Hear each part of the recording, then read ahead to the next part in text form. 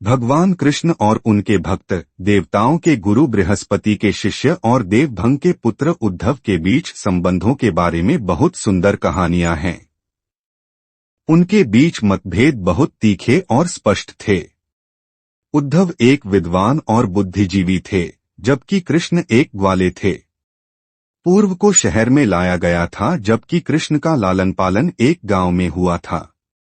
उद्धव सहज रूप से जानते थे कि कृष्ण कोई साधारण आत्मा नहीं थे, जबकि कृष्ण ने उद्धव को एक साधक के रूप में देखा। उनके रिश्ते में दो घटनाएं ध्यान आकर्षित करती हैं। पहली घटना में कृष्ण उद्धव से वृंदावन जाने का अनुरोध करते हैं और उनसे किए गए वादे के विपरीत ग्वालिनों को सूचित करते हैं कि वे कभी वृंदावन नहीं लौटेंगे। उद्धव ने मिशन स्वीकार कर लिया, लेकिन उन्हें अपने ज्ञान का अहंकार था और वे गोपिकाओं को अशिक्षित मानते थे, जबकि कृष्ण उद्धव को दिखाना चाहते थे कि दिव्य प्रेम ज्ञान से ऊपर है।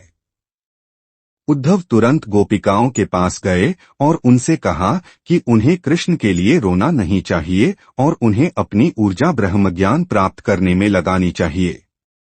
उन्होंने उन्हें योग और ध्यान के गुण सिखाने की कोशिश की, उन्हें शरीर की उपेक्षा करने का निर्देश दिया और बताया कि कैसे ये अभ्यास समाधि की ओर ले जाएंगे।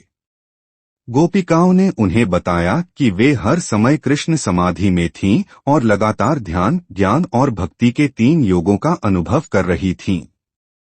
उद्धव सैद्धांतिक ज्ञान देना चाहते थे, जबकि गोपिकाएं उन्हें प्रत्यक्ष अनुभव के अमूल्य मूल्य के बारे में बता रही थीं।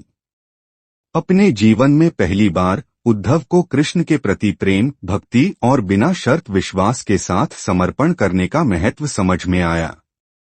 दूसरा उदाहरण कृष्ण अवतार के अंतिम वर्षों में हुआ, जब कृष्ण ने यादवों को जरासंध से खुद को बचाने के लिए मथुरा से बाहर जाने की सलाह दी। जब उद्धव कृष्ण को पांडवों की रक्षा करते हुए देख रहे थे, तब वे स्तब्ध रह गए जब कृष्ण के बाएं पैर में एक शिकारी का जहरीला तीर लगा।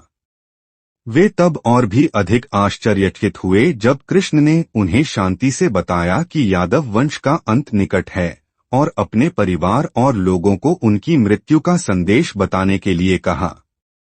यह कृष्ण द्वारा उद्धव को हंस गीता या हंस के गीत के रहस्योद्घाटन के पीछे का संदर्भ था, जिसे अन्यथा उद्धव गीता के रूप में जाना जाता है। यह उद्धव को दर्द और अलगाव से सांत्वना देने और उन्हें उदासी से बचाने का प्रयास करता है। यह श्रीमद्भागवतम का एक अभिन्न अंग है।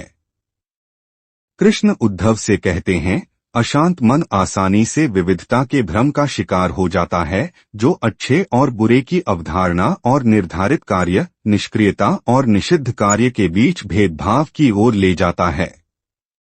अपने मन और इंद्रियों को वश में करके तुम संसार को अपने में देखोगे और अपने आप को मुझ परमेश्वर में देखोगे।